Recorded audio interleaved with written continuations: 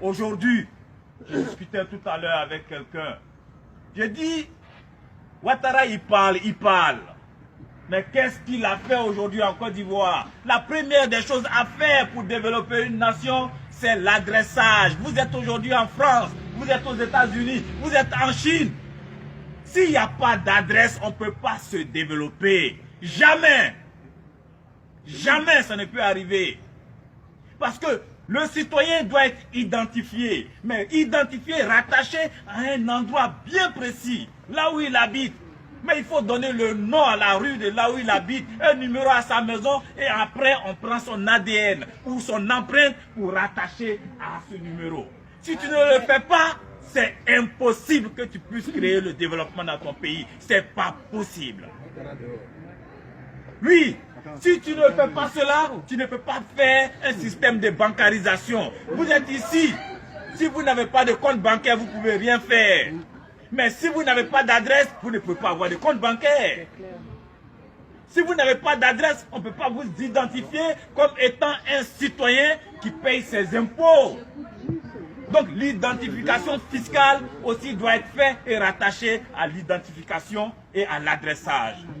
Voyez-vous, donc ces B.A.B.A. là ne sont pas faits. Et tant que ces B.A.B.A. ne sont pas faits, tout le reste n'est que discours. C'est du mensonge. On nous fait ce que nous appelons de l'embellissement, de la politique des façades.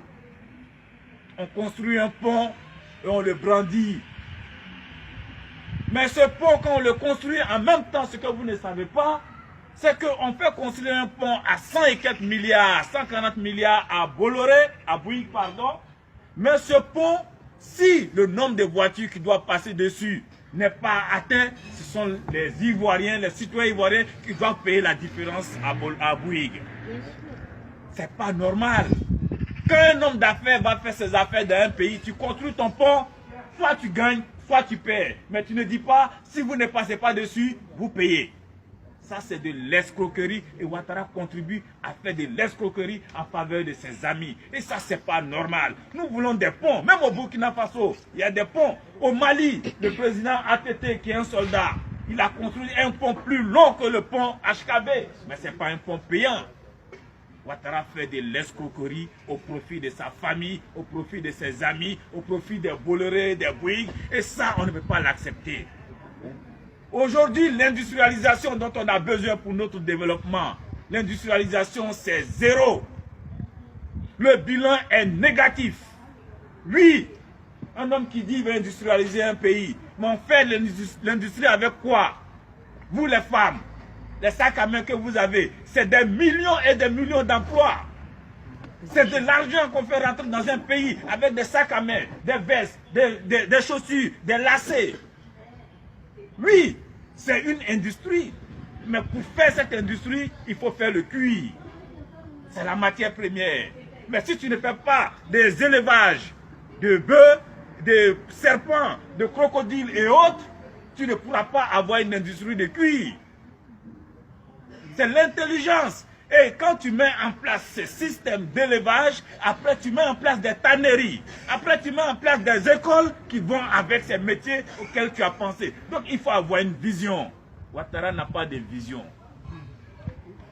Ouattara n'a pas de vision. Parce qu'aujourd'hui l'industrie automobile, nous sommes à quel niveau? Zéro. Même pas l'embryon d'industrie automobile. L'industrie aéronautique, nous sommes à quel niveau? Zéro. Même les vélos, où ils n'ont pas besoin de réfléchir, il faut juste souder 3 ou 4 pièces et mettre une roue. On n'a pas d'industrie de vélos. Des poussettes, des clés, des serrures, d'ampoules. Même l'ampoule, on paye, ça vient d'ailleurs. Même les aiguilles. Donc quelle émergence? Ce monsieur nous a promis des millions d'emplois. Mais c'est des millions d'emplois dans la bouche. Aujourd'hui, il est obligé de mentir ou dire j'ai créé dans l'informel. Mais c'est comme les gens qui vendent dans le métro ici, l'informel, les Pakistanais qui vendent là. Hollande va se lever pour dire bon, il y a beaucoup de Pakistanais qui vendent. Donc désormais, vous voyez, c'est l'informel français. Au nom de ce bilan de l'informel, votez-moi. C'est de l'escroquerie intellectuelle. C'est de l'escroquerie et Ouattara est un escroc intellectuel, madame. Au nom de Jésus. Je vous l'ai dit. Pourquoi c'est un escroc intellectuel? Quelqu'un qui prend l'argent, votre argent, et il donne à sa femme pour se faire passer pour généreuse, en mettant en place un fonds FAPSI. Elle se promène, elle signe des chèques. On dit Madame Ouattara a donné l'argent aux femmes. Mais c'est notre argent. Tu prends notre argent pour te faire passer pour généreux, pour tirer des bénéfices politiques de cela. On appelle ça de l'escroquerie. C'est comme quelqu'un qui vole ta montre et te dit, je vais te donner l'heure. Mais ce n'est pas quelqu'un de gentil. C'est un voleur. Dis-lui, voleur, donne ma montre. Je n'ai pas besoin que tu me donnes l'heure. C'est de ça il s'agit. Voyez-vous, nous n'allons pas rentrer dans les détails de tout ça. Nous n'allons pas analyser le bilan de compte en compte. Nous aurons l'occasion, lors de la campagne, de le démontrer pièce par pièce et de le démonter devant les Ivoiriens. Pour que les Ivoiriens voient la vérité au-delà des discours, au-delà de toute cette campagne qu'on fait avec ces mensonges qui sont enrobés. Oui, nous allons mettre tout ça en pièces. Morceau par morceau. Nous allons dire aux Ivoiriens qu'on les a menti pendant 5 ans. 5 ans de mensonges, 5 ans, et nous allons mettre à nu. Nous allons mettre à nu. Nous allons montrer que le prophète se voit à l'œuvre, à ses fruits, et non au discours. C'est vrai. Ouattara est un homme.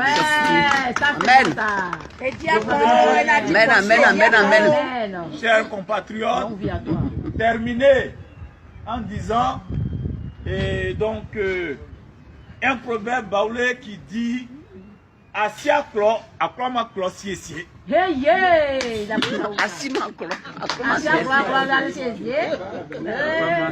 Ce qui veut dire, quand tu ne diriges pas, quand tu n'es pas le chef, tu ne peux pas arranger le pays comme tu le souhaites. C'est vrai. Amen. Amen. Tu peux être premier ministre de Bédié, de Gbagbo ou de Ouattara, mais comme ce n'est pas toi qui es le chef, tu feras les choses et ça se fera comme Ouattara voudra et non comme toi tu voudras. C'est vrai. Amen. On peut te confier la CDVR ou une autre mission à gérer.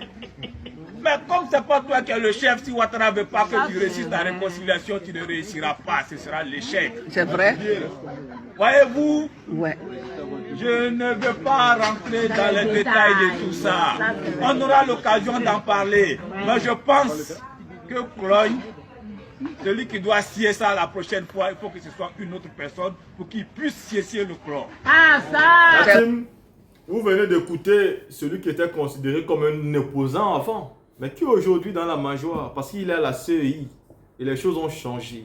Les opposants composants, les opposants alliés, les opposants qui suivent le bruit du ventre, les opposants qui décident quand ils veulent être opposants et quand il est important d'entrer dans la majorité.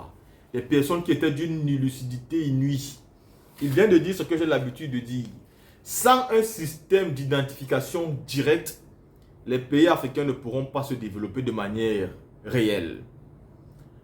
L'identification directe, c'est de connaître telle personne vit où, quel est son quartier, quelle est sa rue et quel est son appartement ou sa maison. Ce n'est que comme ça que tout le monde pourra être identifié de manière directe. Et qu'on pourra prélever à tout le monde les impôts parce que tout le monde sera inscrit de manière automatique dans le système fiscal.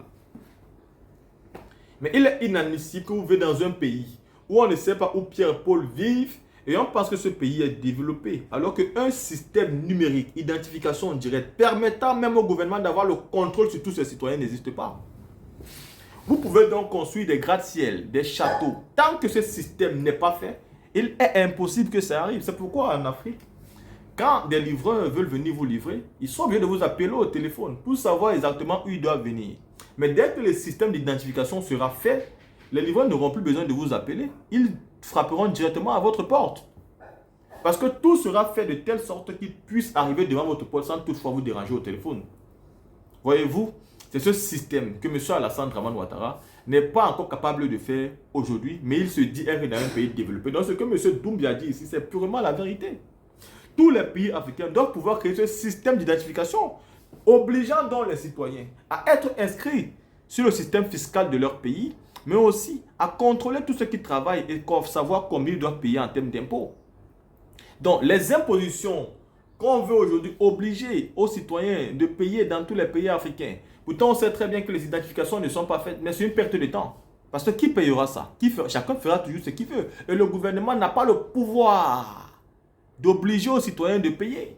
De toutes les façons, c'est clair que quand vous n'avez vraiment pas un lieu de résidence précis, quand vous n'êtes pas enregistré de manière claire dans un système d'identification, même créer un compte bancaire dans ces pays africains devient compliqué. Donc, le développement commence par là. Et c'est pourquoi je dis souvent que le développement, le vrai, n'est pas infrastructurel d'abord. C'est d'abord moral. Vous développez les mentalités de vos citoyens. Et ceux, quand ils sont développés, développent le pays en termes d'infrastructure. C'est pourquoi la Chine est développée, c'est pourquoi les pays occidentaux sont développés. Parce qu'ils ont développé mentalement leur population. Et aujourd'hui, ce sont les populations qui développent le monde. Quand vous regardez Elon Musk, ce n'est pas l'État Elon Musk, mais ce qu'il fait développe aujourd'hui les États-Unis d'Amérique à un niveau dimensionnel. Parce que l'homme a d'abord été développé mentalement.